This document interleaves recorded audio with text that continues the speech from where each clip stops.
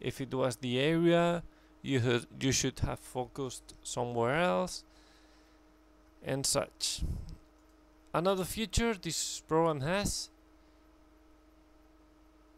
is the game analysis. You can see it here. The score, analyze position, play only one move, hint, or analyze game. Analyze games means that the computer analyzes each game, each move. You can set from, for example, to think 3 seconds per move, and that's the result it gets. It lets you know how's the board on each moment.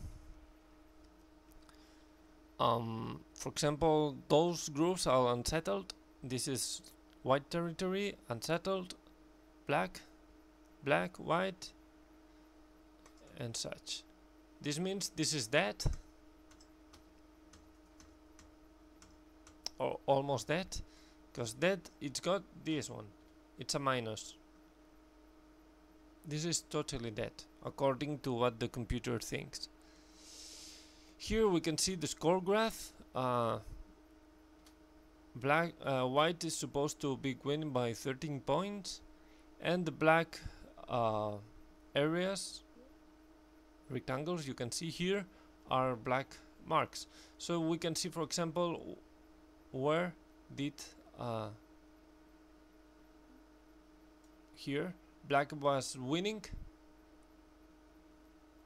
because he thinks this group is gonna die, and this one too. So black's got a quite good area. What happens next?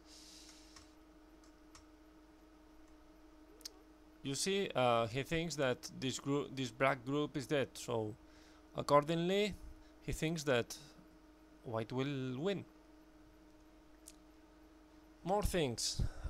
If we press the Alt key, we can see the whole board, and if we click on any move, we can go to that move. So I clicked on number 166, and we can see the move there. Let's go a little bit farther.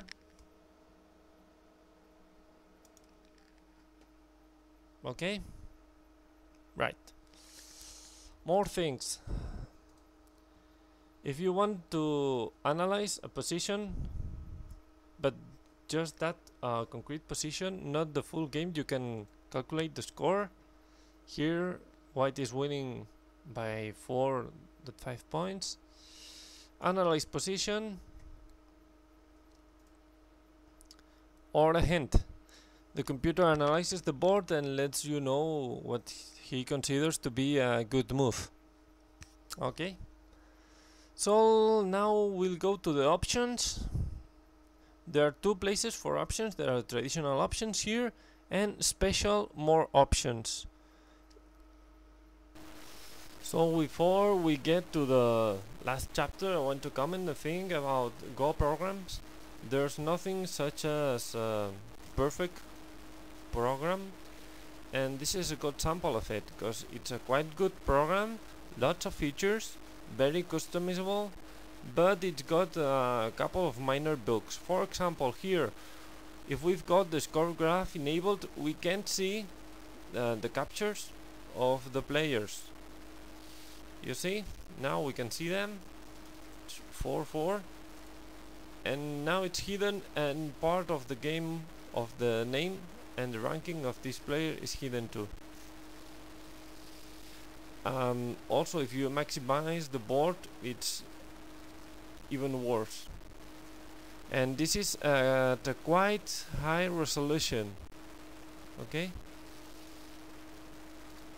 Another bug is you can't add a single file to your own collection, but opening a folder. This means you have to save your game in the folder with all your games, and then open that folder again and save files for the collection. What happens that the program will make duplicate checking and will discard most games but the last one you played. Okay, so this is quite hard depending on your collection, and it takes more resources than required. I guess that's all here. Well, let's start with the last chapter of this review. We'll go to Tools Options. Here we can see there's the possibility to play colorblind Go, storing personal settings, copying and as ASCII uses wiki format. This is useful for pasting on places like Sensei's library and this sort of things. Well, some compatibility issues. Here we can enable or disable the limiting to filtered games in the library tab. I showed you a sample during this review.